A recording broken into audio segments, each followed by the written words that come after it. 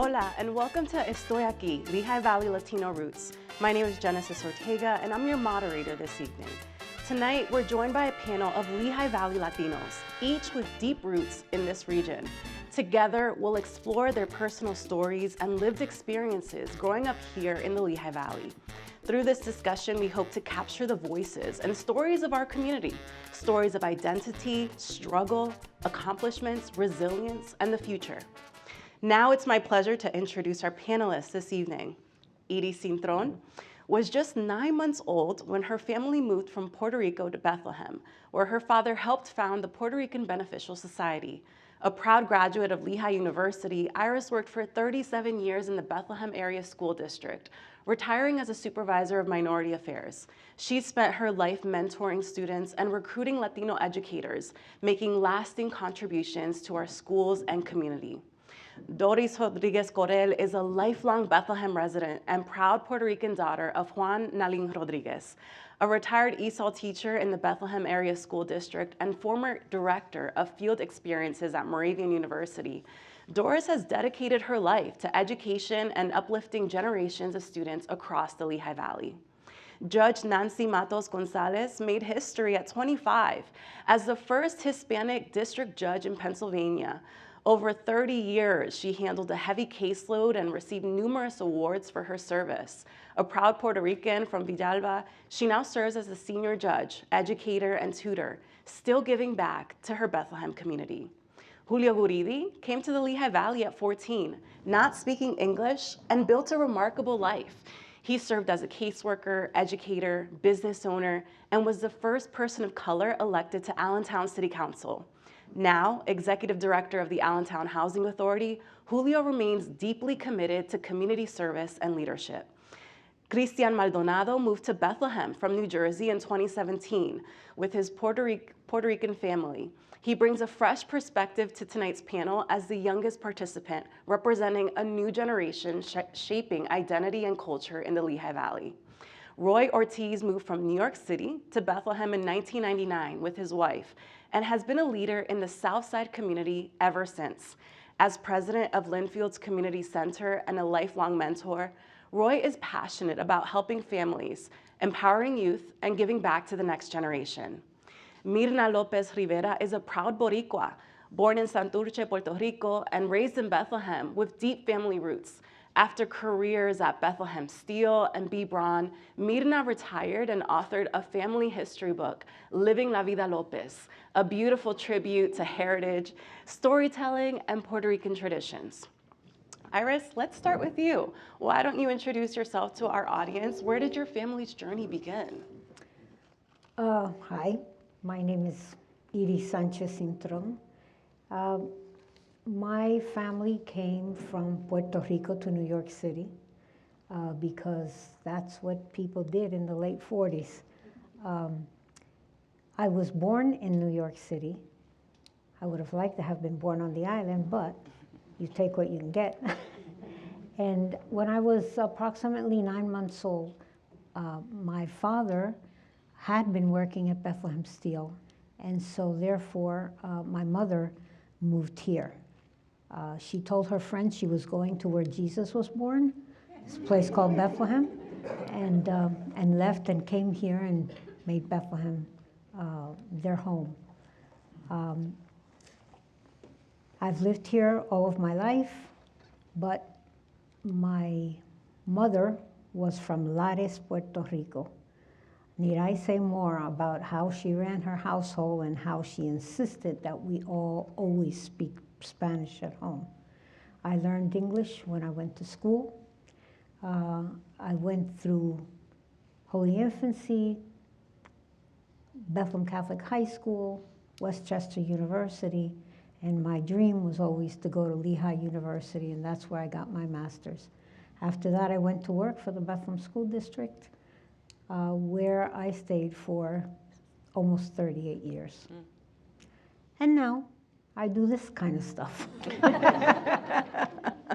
That's pretty great. Thanks for sharing that. I want to go to you, Doris, as somebody who's spent a lifetime in Bethlehem, both growing up and educating as well. How have you seen the Latino community evolve over your time here? I was very fortunate because my father came in 1952, and I'm here really representing him and his work, because he laid the foundation for my brothers and I to really be a part of the community and do what we could to, he would always say, buscar remedios, find resolutions and find things. If things are not going right, find the way to solve things. And that's how he lived his life. And so he came and he bought his first home in Fountain Hill. And whenever he came here to work at Bethlehem Steel, and he worked at the Coke Works, one of the hottest and most dangerous parts of Bethlehem Steel. Many of his friends, worked alongside with him, and saved money, bought a home in Fountain Hill, and he always looked for homes that had apartments above them. Why? Because when family would come, he would have a place for them to get settled, get a job. You couldn't be lazy. You had to find a job, but you had a place to call home. So then he was there, and then we outgrew that house. And he was always very, very centered on the community's needs. When he was working at Bethlehem Steel the one time, he told the story that a couple of his co-workers were waiting for, I guess they were orange buses for the Bethlehem Steel to pick them up to take them to work. And they were talking in Spanish, and I guess some police officers may have thought they were talking about them, so they lost a day's worth of wages. And so he said, there's a challenge. He never called them problems, challenge. How can we resolve that? So they said, we need a place of our own. The Mexicans have their club, Hungarians have their club. We need a club of our own. And so there were four gentlemen that actually, put up their houses to buy the Beneficial Society. And that's really, it was a really dangerous venture. I remember my mother was not happy at all because, she was working in the mills and she was a seamstress and she worked very hard. My dad worked at the Steel. He also had a tavern, Rodriguez Tavern on New Street, and also had decided, apartments and having places for people to come and stay when they came here was important to him. He wanted people to have a home in Bethlehem, where Jesus was born, because that was appealing to them as Catholics. He was a Eucharistic minister, and so he had apartments as well. My mom would often say, if you would just collect all the money you have out in the streets that people owe you, we would be rich. And he would say, Carmita, we're already rich. We have children, we have property, so that's the kind of man he was. He did for others. Anyone who needed something would come to him, and he was very generous with his time, very humble. I can remember him, registering people to vote. Government was very important to him. I can remember being squished in the car, and he would take people to the voting booths, and so that they would vote. So he did a lot for the community, but he was very humble. He did it quietly. So I'm here to honor him and to his work. I followed his footsteps. Education was always important to him. And Edie's, when she moved on, I became the director of ESL in the Bethlehem Area School District. I did that for 35 years. I retired there, and then went on to do some work at Moravian University, where I had the honor of putting new teachers into schools and supervising them. And so I say thank you for everyone who's involved in this project. And also I thank my father and my mother, she was the pillar behind my dad. So, and so I honor him today by being here. Yeah, so thank you. Of course, you have a pretty great story, and you say you're here to honor your father, and that risk that he took to purchase those homes for that Beneficial Society left a lasting impact, because I think it's iconic, right? Yes. The Beneficial Society still has a stamp on what we do today, and we're actually going to have dinner from them tonight. Too. and it wasn't just the Puerto Rican club, it was the Beneficial Society, because he wanted it to be collectively, the society to benefit those members. It wasn't just a club. We had, parties, Christmas parties, with a bunch of stuff. So, So it was Amazing. wonderful. Still here, so that's great. Yeah. Well, relocation isn't something that's new to Roy. Roy, I want to ask you, New York City to Bethlehem, 1999. I mean, it's a story that many Latinos in the Lehigh Valley share. So take us back to that moment when you and your wife made that decision. Why move here? Well, first of all, I was born. I want to thank everybody for showing up today. We really appreciate it because a lot of these people who are up on the stage, they don't get recognized sometimes. And I hope that they feel special after tonight. I was born and raised in New York, Harlem, New York. I lost my father to a heart attack. He supported us and all that. And my mom's still a widow all her life. But thank God I had a mentor called Hank Welch, a colored man, served our country. And he taught me how to play baseball at 8 years old. And he might no longer be with us, but his memory lives through me. That's why I call all my teams sluggers. That's why you say sluggers for life. And when I moved out here, I wanted a better living for my family. And it worked out pretty good. I have a son that's going to be an assistant physician. He goes to the sales with the help of the ladies who always put me in this path, especially my wife. We moved out here because we wanted a better life. And things was getting a little pricey over there in New York, and now it's going crazy over there. So we've been here since '99. I served the city school district for 8 years. I ran 4 terms, unopposed. Like they just gave me the seat. But I wanted to be more rooted into my community because me as being raised by a single mother, I saw a lot of single mothers out here, and I'm a big advocate for single mothers, for seniors, and for kids that don't have no guidance. We don't want the streets raising our kids. I come from the urban area, so I already know. So we take kids to do the community service. We take juvenile delinquents that nobody want to take them, put them in the right path, and we take them in and we nurture them. We have our own entity now. It's called the Linfield Community Center Corporation, and we have free summer camp for 8 weeks, free of charge. I have 2 baseball leagues called the ECCBO, which is the East Coast Collegiate Baseball League that we opened up last year. And we also have the ECTB, Elite Championship Tournament Baseball, which we sent 10 kids to college, free ride, a scholarship. And I'm talking about universities around here. We have this thing called Showcase down at the Southside Little League, which is called the ECTB Park. We bring coaches from Lehigh, Moravian, whatever, whenever they're looking for recruits, and they're the ones who sign them up. But I want to make sure that the kids don't fall on trying to be a major leaguer. They're gonna have to fall on a skill and take up a major in the university, so they know that you're gonna get the best education for that. Because you don't want to just throw them in. Oh, I want to go to Lehigh. No, we want him to say, you want to be a sports medicine doctor, or you want to be this or whatever. We want to make sure you go to the college, university that they specialize on a good program for that. Because we don't want the streets raising our kids. And now we have the 4-H program. We have a food bank, which my wife right here, I know she's not being recognized, but she's my rock. All the women, I can name a bunch of women here, from Nancy Matos to Tony Fernandez to Anna from Community Action. And I just moved out here. Donna Tag, the list goes on. It's all women, and we need leadership in the South Side. And that's why I continue giving myself up, because I want to have myself in the trenches to make sure that we ain't asking for a handout, we asking for a hand up. And we have free summer programs, free lunch, everything. We make the food from scratch. We don't even use the school district's food, because they get tired of eating that all year. I could be here all night, but I'm just saying that I want to empower my people. That's my calling.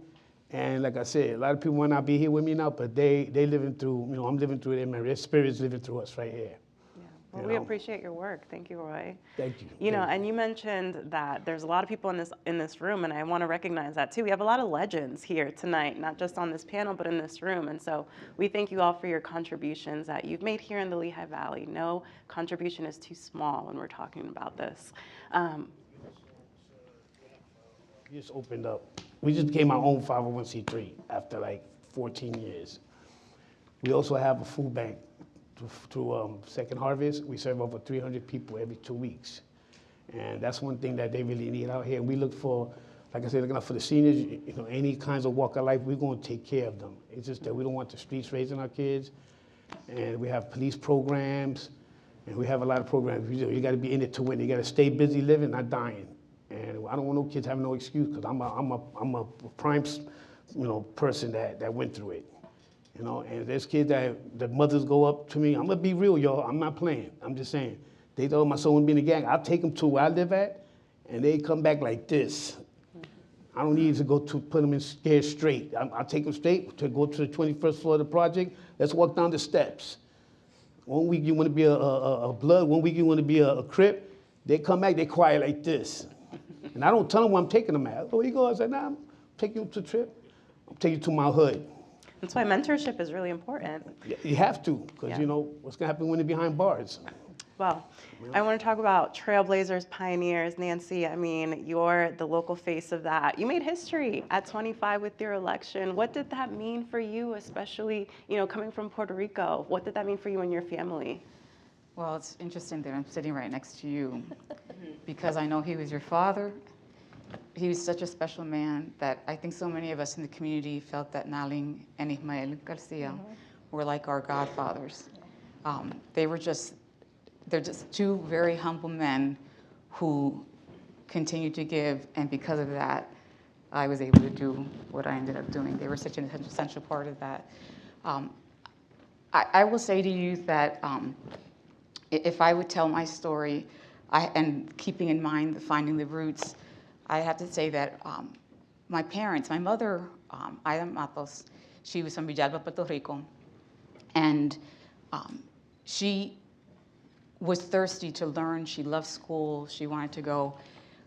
But when she was in second grade, she was 7 or 8, she said to me, and she had to stop school.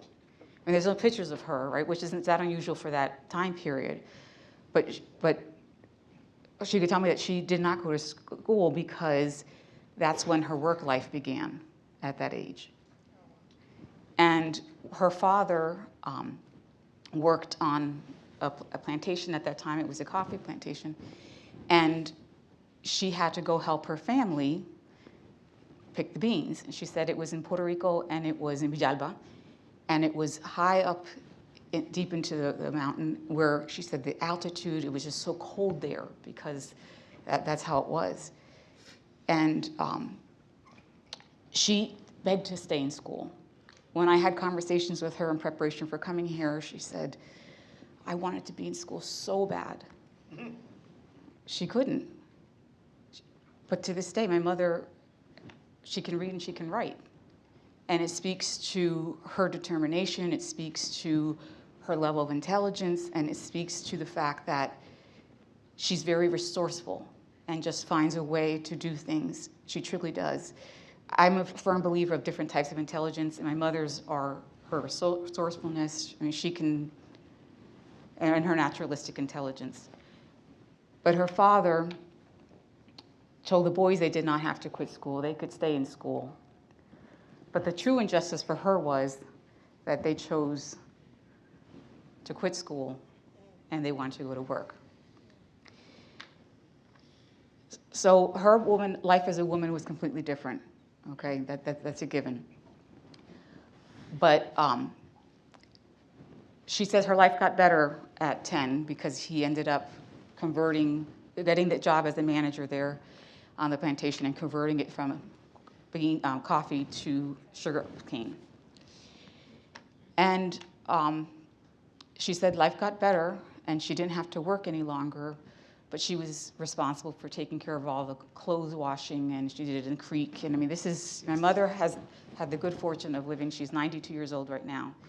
And you know, it's really humbling when she turns to you and cognitively is so sharp and she says, don't you remember that? I'm like, no, I do not. I do not, Mom. But that's what she is. So seeing her be so determined, and she's wildly intelligent, she really is. My father, you know, he wanted to, his experience was that I was watching the movie earlier, they talked about different pandemics and different illnesses. My father's circumstances were that he lived in Puerto Rico. He was the eldest boy, and which is an honor. You know, you're given certain high regard in that regard. But there was an illness where in the same week, he lost 2 infants, 2 babies, and a third who narrowly escaped death. And then his father died of a heart attack. So he dealt with his own mortality for a long time. It's very haunting. And he was so fearful of us. So he was a wildly protective family man. But he really, really, both of my parents believed in strive for opportunity. Go do things, do things. My father went back to school. He left at 8th grade, and he regretted that. And he ended up graduating the same year as my brother did from Liberty. What an example, expressing the value of education. So I come from extremely humble beginnings, but my parents found a way to take care of the 8 of us. There were 8 of us. I was the youngest of 8. And to be believers. You can accomplish, you can do things, you can make something out of nothing. We are a very resourceful community, I believe. And the support they had with the neighborhood and the other Latinos, I know that my culture is one, and I've said this before, you know, if I had to say in the description of food, we are savory. In the description of, let's say, colors, we are colorful people, okay? We are passionate people, we are giving people. And so I have tried to recognize that I have had a lot of blessings in my life, and people have the public perception, and those closest to me know what a big baby I am. Okay, but I worked very hard to not fail the community, and in my mind, the scrutiny I was under when I first took office at 25 years old, and any action in there was to try and be a part of justice, not just see justice, be a part of it, and to not fail my community. So, a big part of my family is who I am. Sorry, guys. I am very, very, very rooted in my culture and my community. That's amazing. I can't even imagine. You said that you were under so much scrutiny at 25 when you first elected. I mean, Julio, I'm sure you can probably relate. You came here when you were 14 years old. You didn't speak the language, and you became Allentown's first Latino person of color on city council. I mean, what kept you rooted here in the Lehigh Valley despite the fact that you had so many uphill battles? Hi, everybody. I think we're coming here at 14, and I was in 6th grade, and I did 6th grade in Dominican Republic, in Puerto Rico, and here. So it was kind of interesting because when I got here, I really didn't. Let me back up a little bit because you got to know where I came from so you can move forward. I came from the woods, literally. I lived in the woods, and some people say, well, you know, you don't have to say that, but I actually lived in the woods. The closest road to where I lived was about 1 kilometer away. Okay, so I lived deep in the woods. We had no running water. We had to get our water from a creek. We had a dirt floor kitchen. You know, people say, oh, you live in a dirt floor. That's the way it was. No doors, and I don't know if some of you know what Jaguar is. You know, it's from the palm trees. That's what the cover. And eventually we got zinc, que se usa mucho en la República Dominicana en los campos. So zinc, it's tin, yeah. Yeah, tin roof kind of thing. But anyway, that's the way part of the house was as well. But we didn't even have a toilet. We didn't have a latrine. We had to go in the woods, you know, until I was 10 years old. And we didn't have a stove. We had a fogón, which is, I don't know how to say fogón in English, you know. But it's like a pillar, and you just put wood in it and light it up, and that's how you cooked, okay? And so, Yeah, campfire kind of thing, but it was in the kitchen, in a nice kitchen we had with no doors and dirt floor. But I think, and my mother, like your mother, and I know most of the people here, my mother was, she didn't go to school either.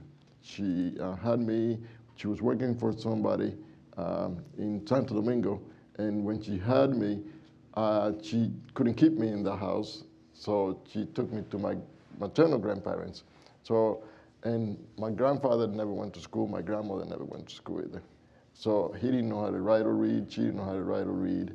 And the area where I lived was very remote. The closest town was about 4 kilometers away, and you really couldn't, I mean, teachers didn't want to come to teach us in the woods.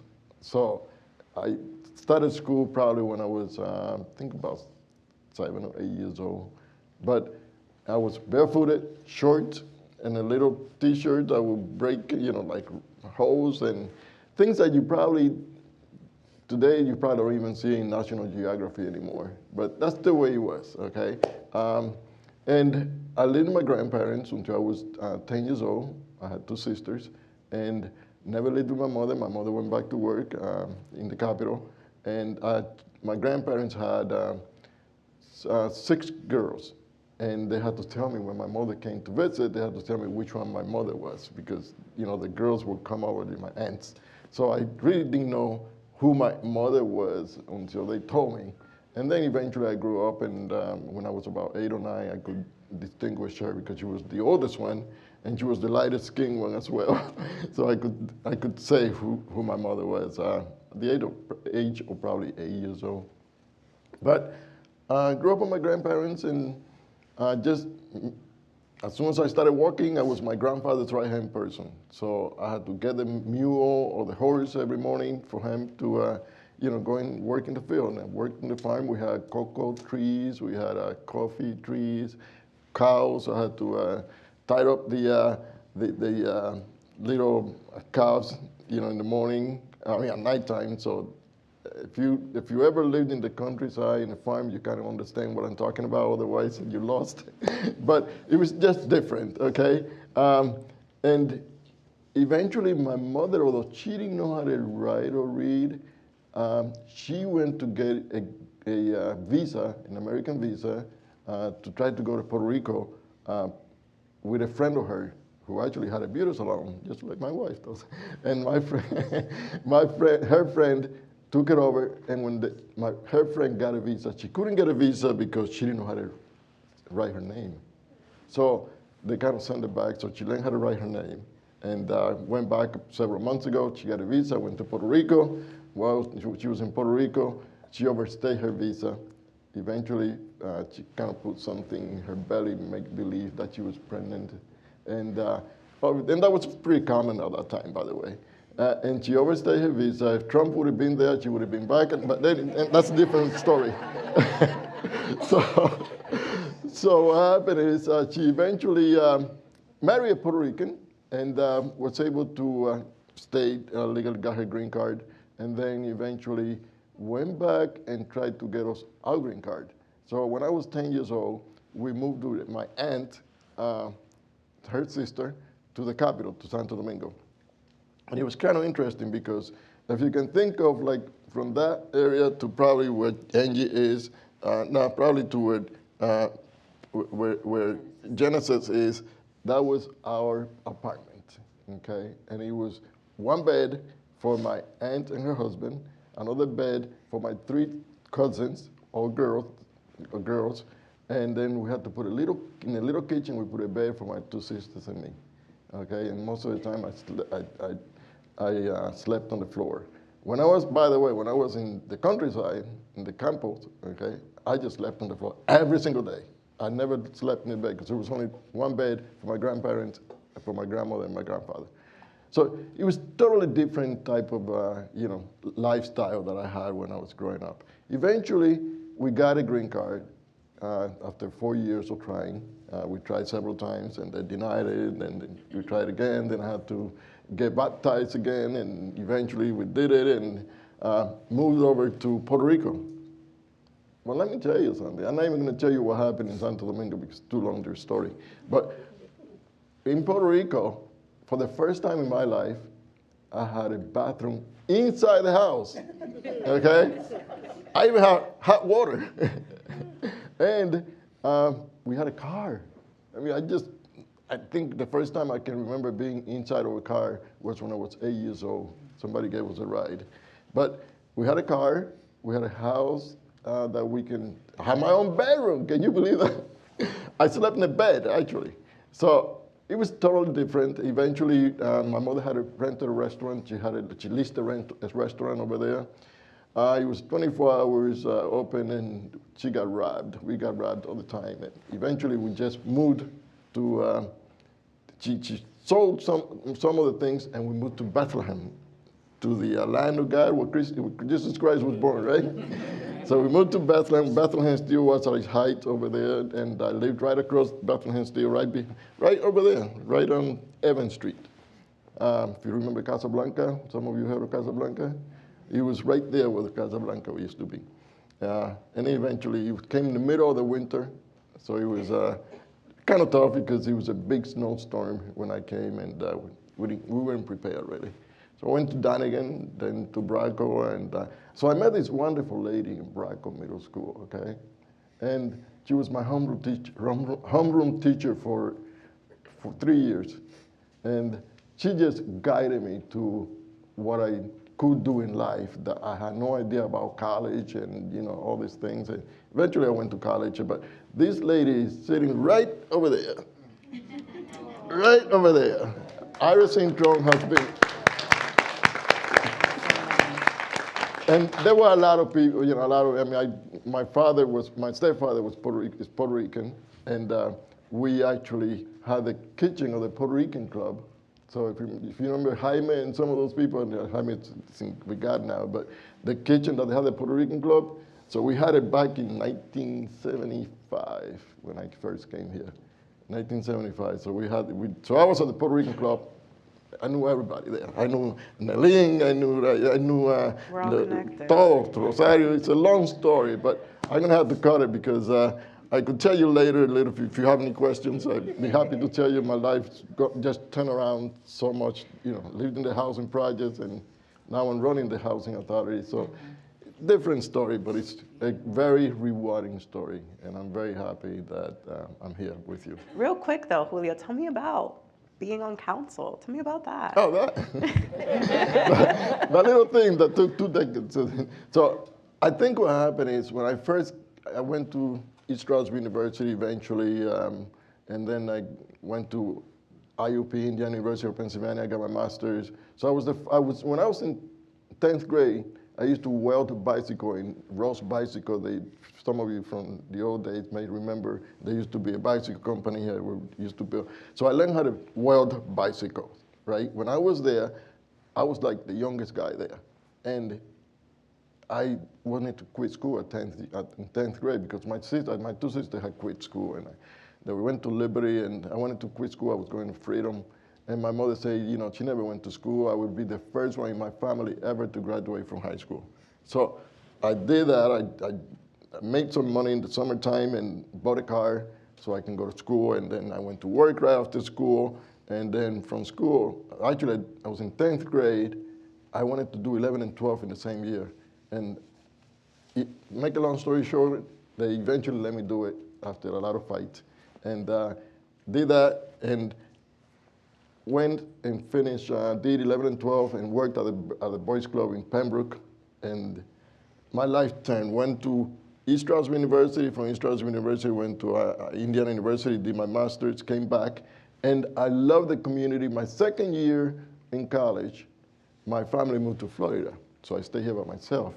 So the issue was I saw a lot of discrimination going on at that time in Allentown. I moved to Allentown after college. And it was just terrible, some of the things that were going on in Allentown. And I would go to city council meetings, and I was the only person going to city council meetings that was person of color. You know, there were a couple of people that weren't there that I think married. Your husband was involved in that. I think he was with the, He was in there, I think, with the Human Relations Commission, I think it was. Your brother, right? So I got involved because of discrimination. I ran for a 2-year seat for city council, and there had never been a person who was not white in city council, in city hall. And so when I ran, the Republicans put a person who was like really sharp. She even had a TV show right here with Channel 39, Pamela Marconi. And she beat me. I think I raised like $5,000 for my campaign. She raised about $35,000. So I got beat bad. I say, I'm not gonna run anymore, that's it. But Republicans and Democrats actually asked me to run, and they would help me. And they did. I ran again, and out of 12 people that were running, I was the second top vote getter. So the rest was history, pretty much. You know, I was there for 2 decades. You know, I was president of city council, like 5 years, and vice president most of the time. You opened the door to so many others too. Yeah, I think some people now running, and they did. You know, I remember working her campaign the first time when she ran. Yeah. I mean, that's the thing, is that politics has been so closed off to Latinos and people of color until people like Nancy, Julio, Roy pave the way, you know, for others to get involved. So I think it's great. Thank you for sharing your story, Julio. Miran, I want to go to you because you've done something that a lot of us wish we could do, is write a family history book. I mean, tell me about that experience. I mean, just documenting your family's history. Sure. What happened was my mother was diagnosed with dementia, Alzheimer's, and we would visit her almost daily, and she was able to tell us, she couldn't tell us if she had breakfast, but she could tell us what she was wearing when she came to New York back in 1950 to a T. She was able to tell us the dress she had on, you know, the shoes she was wearing, the material. So I took advantage of that, and when I was with her, to calm her down too, I would always ask her stories about, you know, how was your dating life with Dad, and, you know, how was school life, how was your, like stories like Julio and Doris has said about, you know, how they grew up. My mother grew up in the country of Corozal, Puerto Rico, and my dad grew up in the city of Corozal, Puerto Rico. So they met in the city, but they had different upbringings, very different upbringings. My dad's was more challenging, I'm gonna say. He had, his beginnings were more alone. He had to find his own way. At the young age of 20, he decided to move from Puerto Rico, leaving behind a young bride, my mother, and a newborn son. So he comes to New York at the age of 20 and subsequently sends for my mom a year later. And they have 3 children. And he makes the decision to move to Bethlehem because they're looking for a quieter place to raise children. So I'm probably 2 or 3 when we moved to Bethlehem. I don't have any recall of New York. There's pictures, but I don't have any recall. So we moved to Bethlehem because my dad, who had a sister living here, encouraged him to visit, and he did. And he found it much quieter than New York City. So my mom would give me stories, tell me about our upbringings. You know, once we got to Bethlehem, I do remember a lot more about Bethlehem. We lived in the South Side. We did have a house. Our house was owned by someone here, the Marreros. Doña Angela Marrero was her house, which made it easier for us, being of Hispanic background, to buy the house from another Hispanic. So we bought the house, and we lived there for a good 15 years. And I think we were welcomed into the neighborhood mostly because there was a prior Hispanic family there. You know, the Marreros were there and had established a relationship with the people there. We grew up, just like you've heard, you know, the others explain, Spanish was spoken at home. That was the only thing we spoke at home. But we learned English, I'm gonna say, playing with the kids in the neighborhood. You know, I always remark, even now, I'm not gonna say now, but maybe when my daughter was growing up, I don't think people, when you're young, you see colors. You don't know that he was black, that she's white, that she's Indian, they're just my friends. And that's how we were growing up in the south side of Bethlehem. They were all our friends. We played together, we scraped knees together, took care of each other, and it was just a community. My father, he was industrious. When he came to Bethlehem, he did not work at Bethlehem Steel like most men who came here. He was more of I always say he had trouble working for the man. He came to Bethlehem and he had a job at the Hotel Bethlehem. He had a job with Laro's Textile. He had a job with the Good Humor delivery truck man, which was very popular in our neighborhood with the kids. And then he finally got a loan for $500 from the bank to open up his own dry cleaning business, which he did. It was very successful for our family. But my father and mother and grandmother, who we lived with, always inspired in us that our culture, our Puerto Rican culture, we had celebrated all the Puerto Rican traditions. We had, with family and friends around. And I always say it as we weren't wealthy. I don't even think we were middle class, but we always had celebrations, and everybody would get together, families and friends, and everybody looked so nice. Like you didn't look poor. Maybe you wore the same dress over and over again, but you didn't look poor. We all looked the same. But we celebrated all our holidays and traditions. My dad was very much into keeping our culture alive in our family and in the community. He was one of the first who started, a Spanish radio station on WGPA. It was an AM station. That was back in 1958.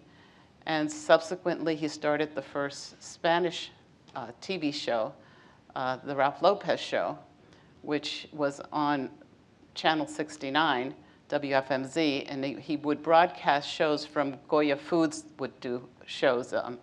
He tried to keep the community alive with news about Puerto Rico, news about what's going on in the United States, music. He was very much into music. When he first came here, like I said, he was very restless, had many, many jobs. But he also started a band, Babalu y su Combo, and he used that to stay connected to the music. He used that, sometimes those gigs helped pay for our grocery bills. And it just kept him involved in the music scene of Latinos. That's what drove him to the radio show and also to the TV program. He became, actually, when the club opened, he became the house band, so to speak. He always played at the Puerto Rican Club for all the events, weddings, you name it, he was always there. I actually found a binder, a scrapbook, and I found things that my dad, I don't know if my dad kept them or my mom did, with tickets of Babalu y su Combo at the Italian club. Women paid 50 cents to get in, men paid $1. It was interesting, the things I found in these binders, the scrapbooks, so to speak, that they kept. The one thing, though, that I will say, our family stayed together. We were taught traditions, like I said, Puerto Rican traditions. We were taught to love family, and that was very important to my parents. We were always together. And I think a lot of Puerto Rican families do this, and not just Puerto Rican, a lot of families do this. Every Sunday, we would go to my mom's house and have a Puerto Rican meal. And it was a great time for us kids, the grandkids, and even the great-grandkids to come. And the funny thing that we always say, my sister and I will say, is that we went through harder times than the grandkids. They got a lot of forgiveness. But the grandchildren, great-grandchildren, they could do no wrong. But it's wonderful to know that we were raised that way with a lot of love. And what I did writing the book was, like I said, I learned a lot from my mom. My mom passed away in May of 2020, which was during the pandemic. we were all locked in our houses. I had plenty of time. I started to research, just like Henry Gates, on my family. I was going through the search.orgs, the census data, all kinds of any information. I didn't go as deep as Henry Gates, but you know, I did find a lot of information. And because I had time on my hands, I started gathering information and putting it down. I would interview family members that were still alive to find out, because as in everybody's story, you know, there's people missing. You know, we didn't know who my dad's father was. Well, we found out, and then, you know, that led to something else. So it was always an interesting story. Like, you know, when you go back far enough, I kept saying, I could write a novella when I started discovering the roots of my family. So I put together my little book, Living La Vida Lopez, which is a book that I only made 30 copies. I gave one to my immediate family members. And I said to them, I want you to read it. And I put in it, is what I found out about our family. I put in it, on the back, a section of recipes of foods we used to eat at my mom's house on Sundays. And then on the really back page, I put together sayings that you hear, you know, growing up, that your family will say crazy things to you, you know. And you always look at each other and go, do you know what that meant? No. But you heard it over and over again. But in any way, when I gave them the book, I said to them, share it with your children and add to it. You know, keep adding to it. You know, it's something that, seeing the roots thing, Henry Gates's movie here, it should resonate in all of us to learn more about where we came from, where our parents came from, how do we fit into all this? And that's kind of like was my inspiration for all this. And I also did recently the DNA through St. Luke's University, and I encourage you, if you haven't done it, you should do it. It's free of charge. They send you your DNA, and you find out a lot of information about who you are. I mean, I had known a little bit because I had a cousin who was a Mormon, and you know, they study this a lot. And she had given me my father's information. She had said, I have taken it back till Spain, but you keep it going and find out about your mother. I put it in a drawer. I never did anything with it until, you know, I started looking at this. And then when I did my DNA, I was fascinated to find out, not only was I from Spain, but I also, you know, I forgot, we're Tainos, we're Indians. We had definitely, you know, I said, oh my God, I'm Indian. I said, oh, you dummy, you're a Taino. And then, you know, it's amazing what you find out. So I would encourage everyone to take advantage of that free opportunity to find your DNA, just to see how far your roots go. It's a great idea. I love the book idea. I didn't even think about that. You know, if you do something, a limited series, and then do your recipes, your family recipes, I mean, fantastic. Christian, you know, I want to get to you too. You moved to Bethlehem from New Jersey in 2017, 2 different communities. I mean, what was that transition like for you? First off, I want to say thank you to everybody that's here tonight. And to answer your question, it was definitely a unique experience. When we had lived over in New Jersey, that was where like all of my mom's family that had come here from Puerto Rico, they all came there or to New York City. So I grew up around them a lot. I almost spent every day in the summer with my grandparents. So I was very into that community when I lived there. I went to school there and so on, elementary school. And then when I came over here, none of my family live in Pennsylvania.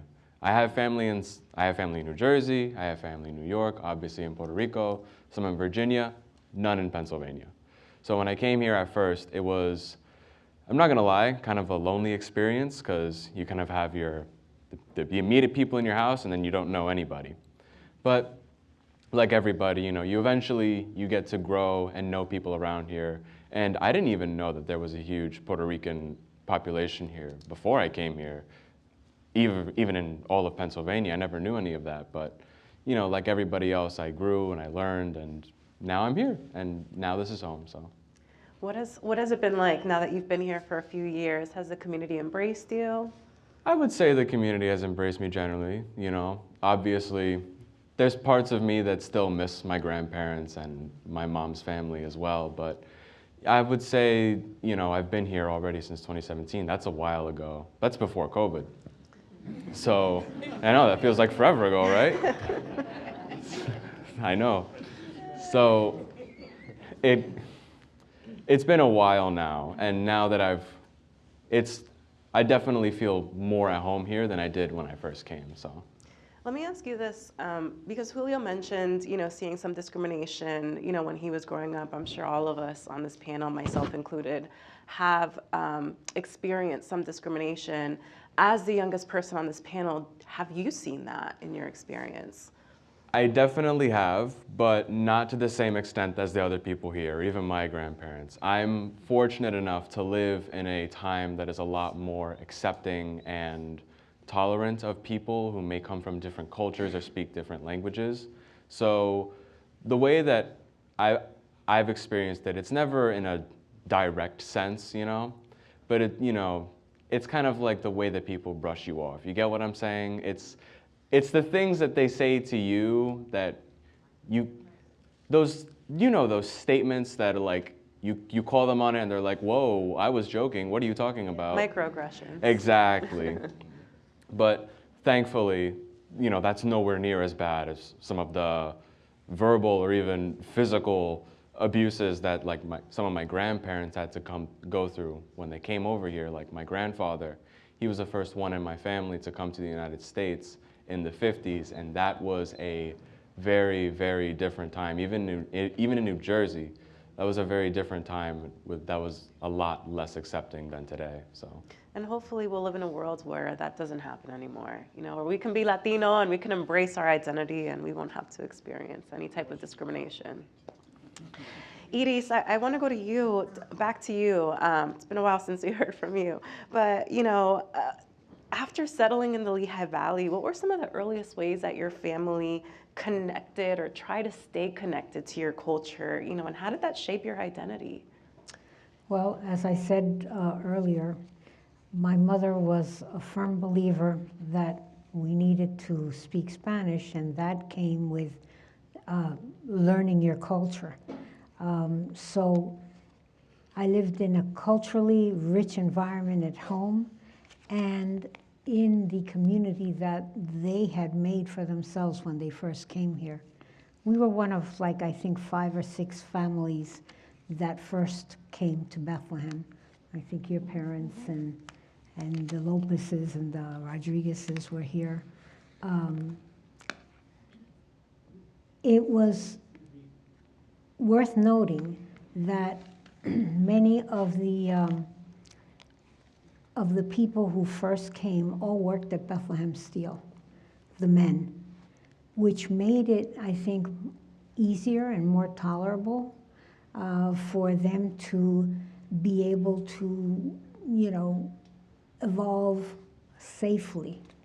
But I still remember the times when my father and his cronies would get picked up because they were loitering.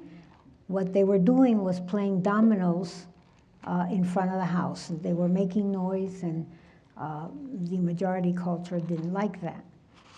Also, I heard the horrid stories of when we would go parrandeando, and we would be, you know, singing away at 12 midnight, and somebody would call the police, and there came the police and, you know, dispersed the group.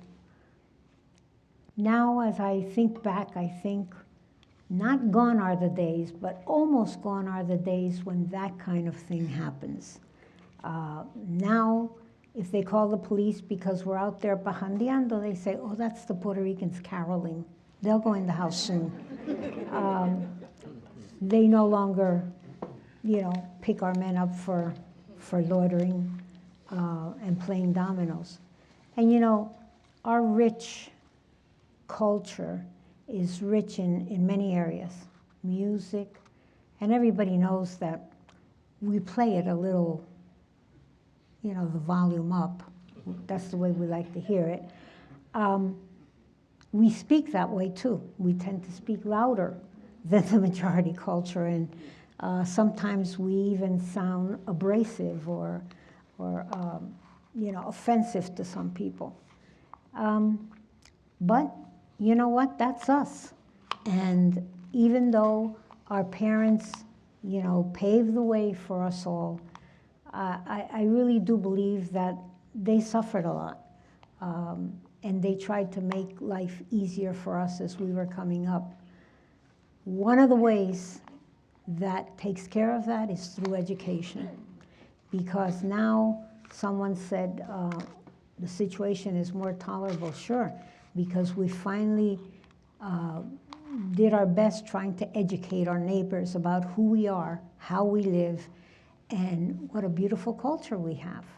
I mean, all you have to do is come to Arts Quest during the Sabor Festival, or Music Fest when the Latin bands are going on, or the Multicultural Fest at Holy Infancy Church or all other churches, and you see just how people really like what what we do and what we have to offer. So I'm glad that the discrimination, if you will, is not as harsh as it was. Is it still there? Mm-hmm. For some people, it will always be there. But for others, I think little by little, with kindness, with education, and more tolerance, we can win them over. Yeah. And for some of us, it's part of our story, right? It's what makes us resilient. That's what right. makes us want to go above the fold and succeed, to prove the naysayers wrong. That's right.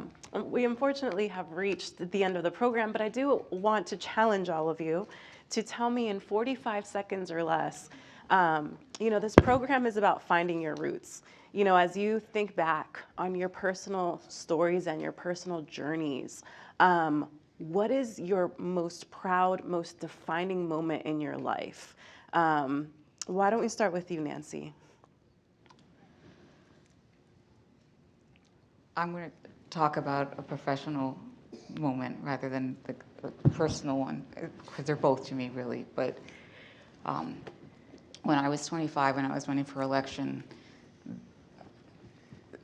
there were a lot of doors that were slammed, but one door in particular, I remember they invited me in, and I went in, and he closed the door behind me.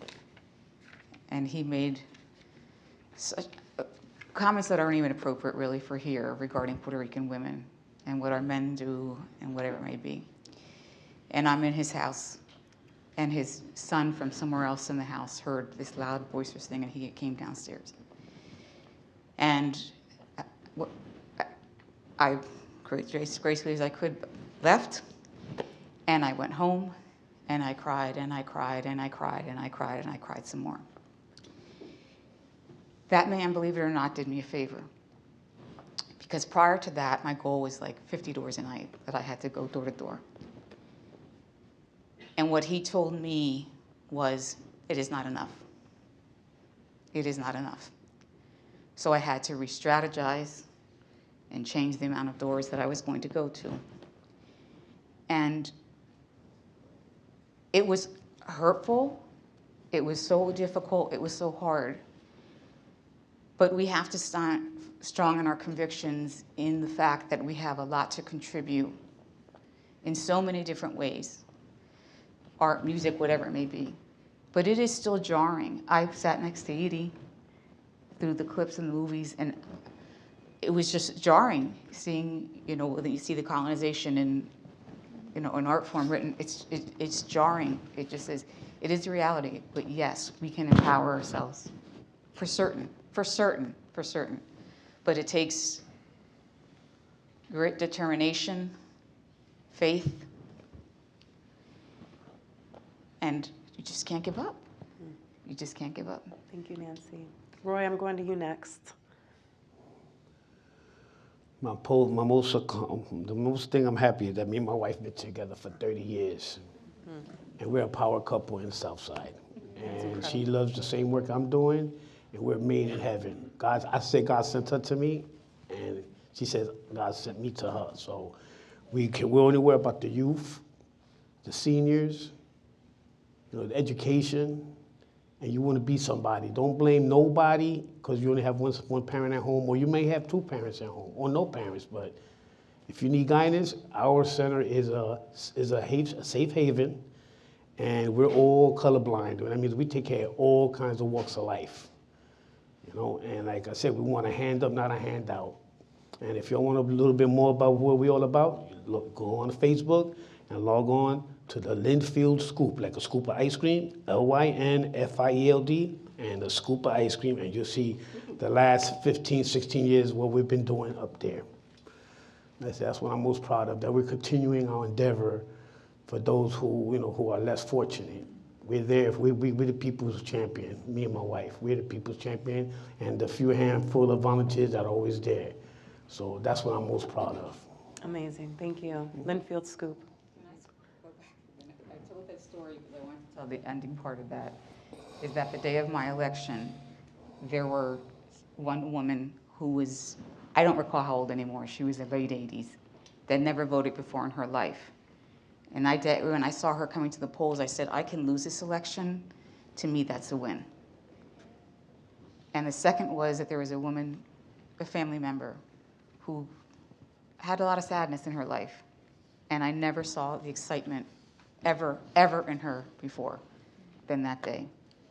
And that was not me. That was what this community did. So sorry, I had to finish what I had started. I'm glad you Sorry. did. Go ahead. Doris. I remember when she was elected. My dad was elated. Oh my gosh, he was so excited. But I just wanted to say one thing about my father. He, when we moved in and it's related to the injustices that one experiences when other people don't know you. In 1967, my dad bought a house in Bethlehem Township.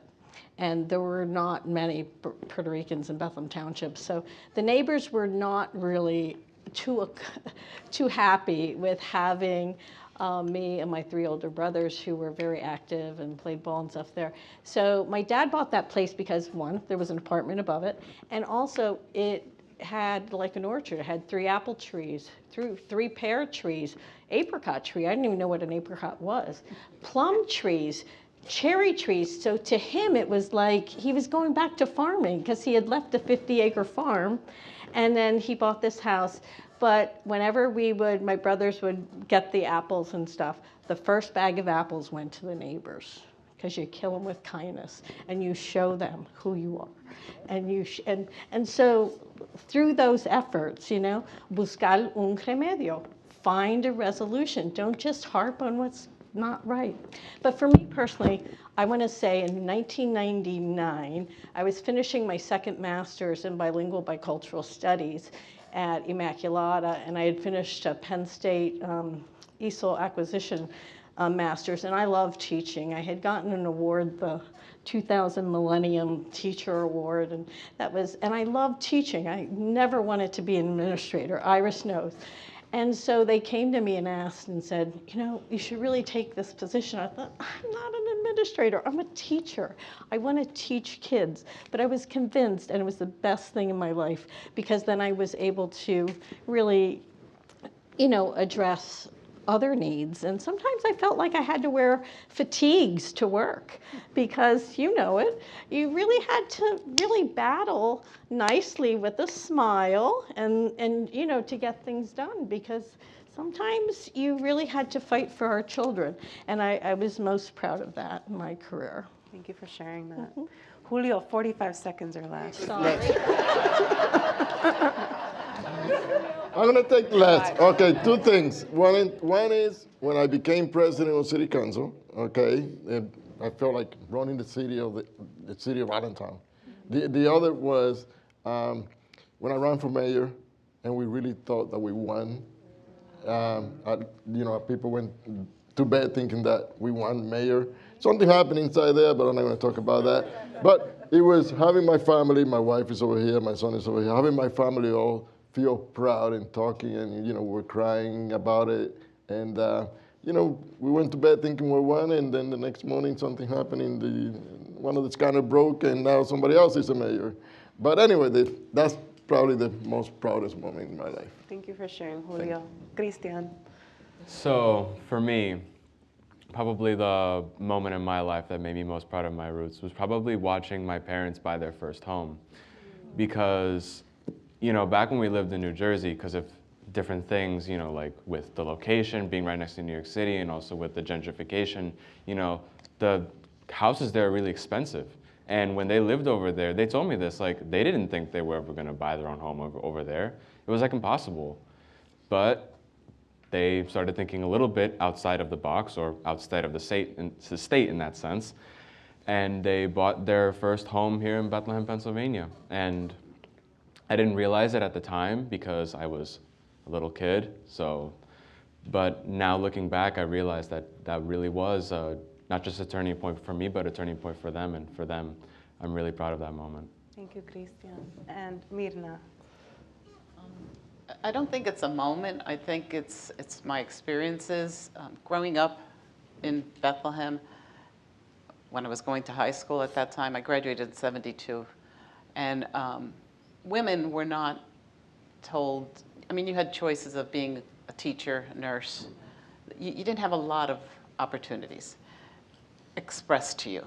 So, you know, you went the secretarial route and whatever, but I wanted to go to college. And also at home, as someone else said here before, your male, my brother was going to college, there was no question, but my sister and I, my parents were like, why would we waste money? You're just gonna get married and get pregnant, you know, we're not gonna do that. Which, you know, that is how people thought. But I wanted to go to college, so I ended up going to work right from high school to Bethlehem Steel, and they had a tuition assistance program. And I took full advantage of it, got my undergraduate, got my master's, and worked my way up till when I finally retired out of B. Braun Medical, which is where I ended my career.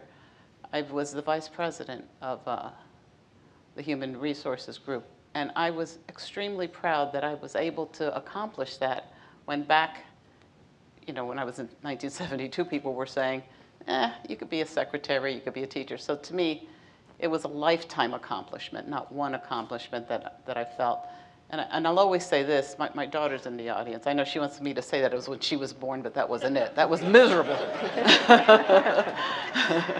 But I do recall when she was going to school, our conversation was never, are you going to college? It's where are you going to college? So it's a big turnaround from when I was growing up to when she was ready to make that decision. It wasn't, are you going? It's where are you going?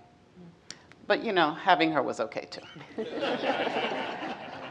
Thank you all for sharing that. And we have a live studio audience tonight. I saw at the corner of my eye a lot of people shaking their heads. I'm gonna give you your 45 seconds, but let me ask this question. Raise your hand if you could relate to any of the stories that were shared tonight. I mean, look at that. I mean, our stories all connect, you know, and Edie, I mean, you're connected, it seems like, to everybody on this panel. I'm the senior member here, as you can tell. So 45 seconds, tell us, what is your proud defining moment? Well, as I look at the crowd and the hands that went up, there were two very special moments in my career that were defining moments. As an educator, you know, I wanted kids to move forward, to be the best that they could be, to be the female engineers and so forth. So we had a lot of kids who didn't speak English. When the administration sent me to Puerto Rico to recruit bilingual, bicultural teachers to come and teach our kids, I thought, they finally got it. They finally realized that we need more teachers to teach our students so that they can move forward. The other one was back in the late 70s and the early 80s, Sergio Mons, who was one of the, not one, the first Latino educator in the Bethlehem School District. She was an administrator. She, the Puerto Rican Beneficial Society, and the Spanish Council, which is known today as the Hispanic Center, got together and they were going to have a ceremony for the Latino kids who were going to college. I remember going to the first or second one. There were 4 kids. And we were so proud because they were going to move on and go to college. It is so special to me when I go to those ceremonies now and I see not 4, not 5, but hundreds of Latino students going to college, getting scholarships, and those organizations still try to help in every way they can. We recruited scholarships from, I don't know if I knew your mom, but if I did, I would get a scholarship from her to help us send kids to school. So when I see that, I finally said, okay, I can retire now. I'm going to tell you something. Julio Guridi actually gave me my first college scholarship through the Housing Authority when he was on the board. And you two are connected, so you were probably... He was my best student. So we are all connected. And actually, that helped me get through college, really, because I also come from humble beginnings. You know, if I didn't have that money, I wouldn't be here today. Thank you again to our panelists for sharing your stories, your history, and your heart tonight. What we heard this evening is more than just individual journeys. It's a collective tapestry of strength, resilience, and pride that continues to shape the Lehigh Valley. These stories remind us that roots run deep, and while our paths may be different, they're all grounded in love for family, community, and culture. As we look into the future, may we continue to celebrate our heritage, uplift each other, and make space for the next generation of voices. From all of us at PBS 39, thank you for joining us. Buenas noches, and keep sharing your story.